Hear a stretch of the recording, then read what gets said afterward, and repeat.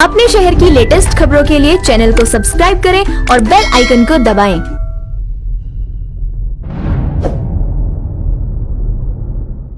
नमस्कार, मैं कहकशा और आप देख रहे हैं ओंकार 24/7। मौलाना साद की मां खालिदा की याचिका पर दिल्ली की साकेत कोर्ट ने मरकज से जुड़े उस आवासीय हिस्से को खोलने की आदेश दे दिए हैं जिस पर दिल्ली पुलिस ने 1 अप्रैल से ही ताला लगाया हुआ था। कोर्ट ने अपने आदेश में कहा है कि भारत के किसी भी नागरिक को आर्टिकल 21 के तहत अपने आवासीय स्थान में रहने का हक है। 71 साल की खालिदा ने कोर्ट में याचिका लगाई थी कि हाउस नंबर 168 बस्ती हजरत निजामुद्दीन में वो अपने बेटे मौलाना साद, उसकी पत्नी, उसके पोते के साथ रहती थी। 31 मार्च को पूरे मरकज परिसर को FIR दर्ज होने के बाद बंद कर दिया गया था, जिसमें उसका घर भी शामिल था।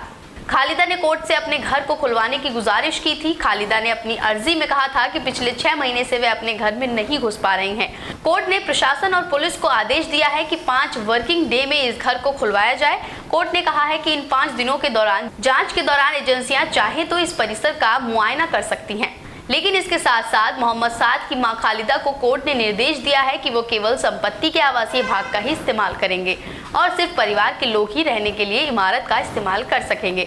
वो मरकज में जुड़ी किसी भी और भाग में प्रवेश नहीं करेंगे। मरकज से जुड़ी बाकी और इमारतों का भी किसी अन्य उद्देश्य के लिए इस्तेमाल करने पर पाबंदी है।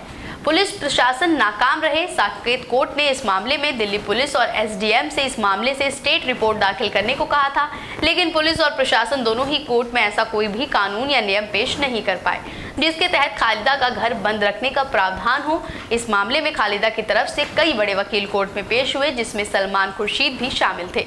याचिकाकर्ता के वकीलों ने कोर्ट को बताया है कि मरकज परिसर को बंद करने के दौरान ही इस घर को भी 1 अप्रैल को बंद कर दिया गया था।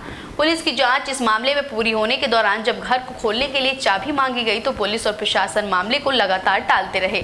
कोर्ट को SDM की तरफ से भी बताया गया है कि आवासीय हिस्से को सील करने के कोई भी आदेश उनकी तरफ से जारी नहीं किए गए थे।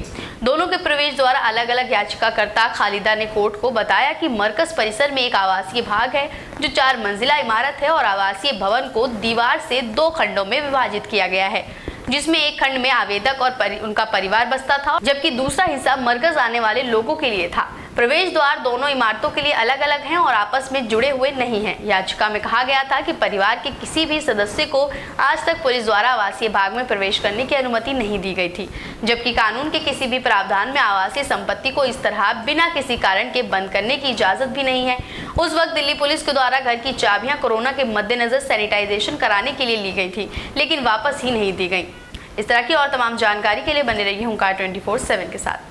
अपने शहर की लेटेस्ट खबरों के लिए चैनल को सब्सक्राइब करें और बेल आइकन को दबाएं।